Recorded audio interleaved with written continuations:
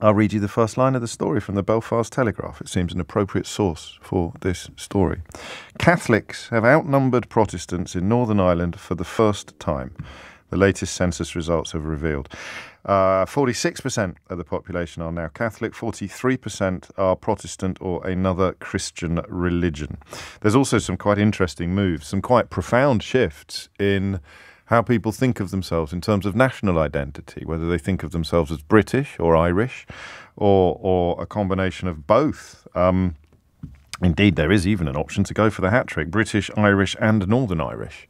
All three of those things. There's a really surprisingly low figure for people in Northern Ireland who consider themselves simultaneously British, Irish and Northern Irish. I don't know that we need a massive introduction on this one. I've got quite a lot to say, but it possibly isn't as interesting as what you, as someone with roots in Northern Ireland or listening currently in Northern Ireland, has to say. Let's find out. The number you need is 0345 606 0973.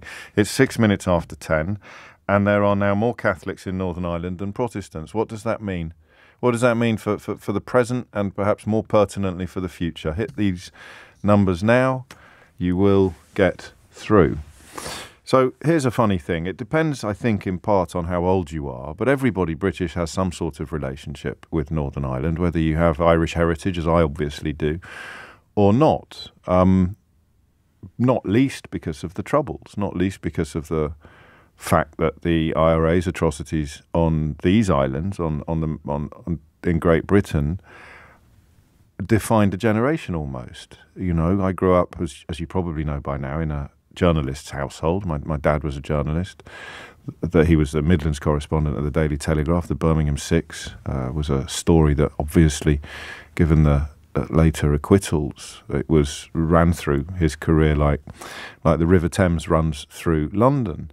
There was even, and I wrote a little about this in my first book, when I was young, you would even, as someone with an Irish surname, get treated similarly to how Muslims were treated when Islamist atrocities, Islamist terrorism began to kick off. You'd have that idea that because you were Irish, you were somehow complicit, or because you are Irish, you must be a terrorist, which is, you know, as a kid, absolutely nonsensical. It makes no sense at all. But I remember, sort of 11, 12 years old, I could still tell you the name of the kid that did it, actually, but I don't think that would be fair, being called a terrorist.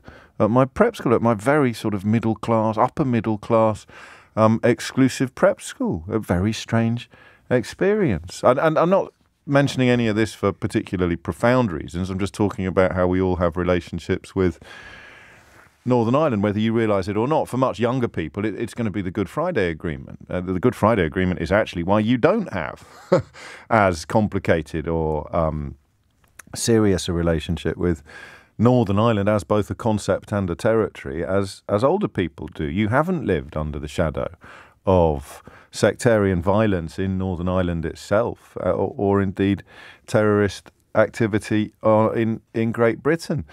It is also probably worth mentioning, while I'm giving my chapter and verse on this one, that my first ever political speech at the age of 10, I was quite frighteningly precocious. At the age of 10, in a mock election for what must have been the 1982.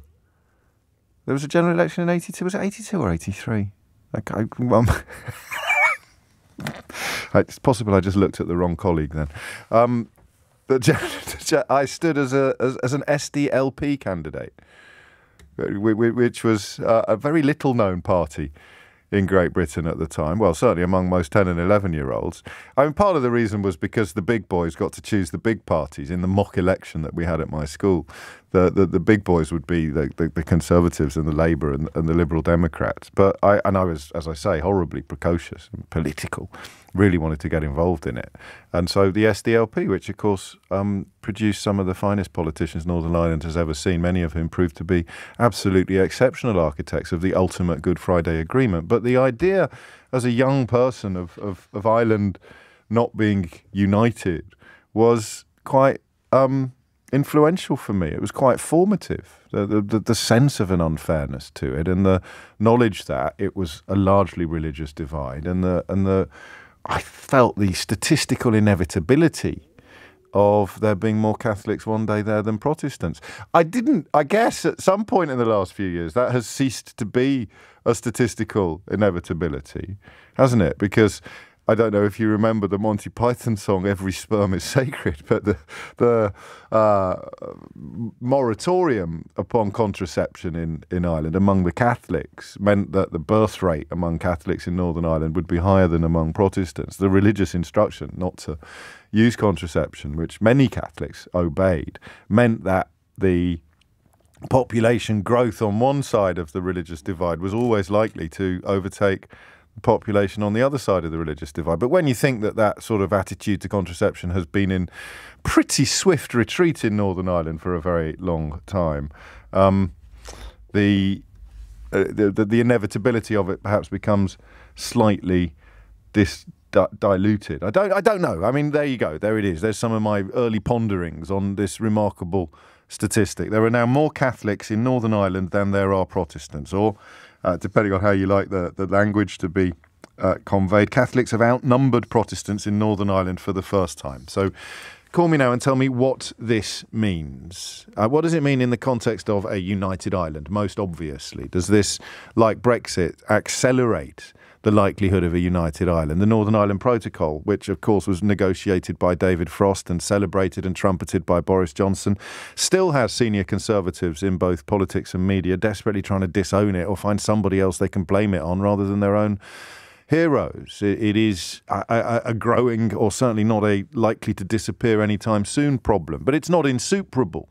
There have been some fairly positive noises actually coming from both camps. The problem is there's a suspicion Liz Truss doesn't want resolution. She quite likes the idea of a continuing fight with Brussels over this, with the European Union over this.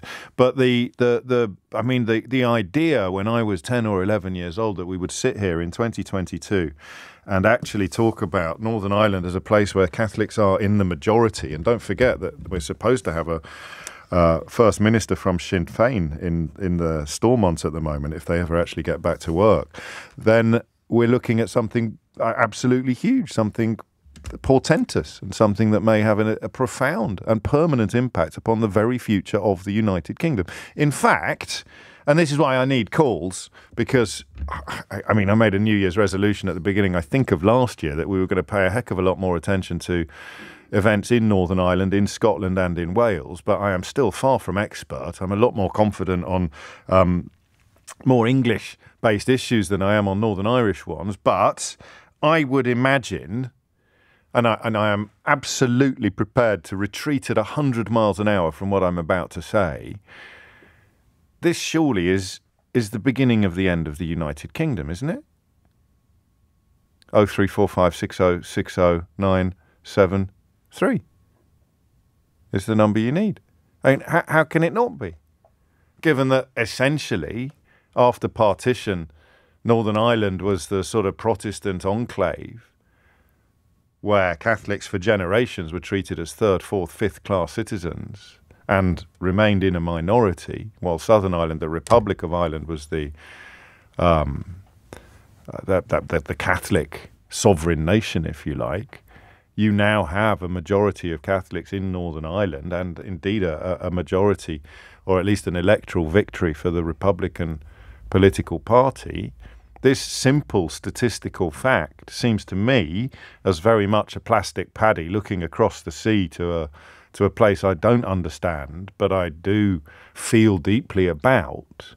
This, to me, feels like the beginning of the end of the United Kingdom, which is, I hope, sufficient reason to explain to you, if you're feeling a bit baffled by my choice of story at 10 o'clock this morning, why I think this is of huge importance. And that is the question I've got for you. What does this mean to you, or indeed to the country? And pick whichever country you please. Ireland, Northern Ireland, United Kingdom, Great Britain, England, I don't know. What does it mean? 03456060973.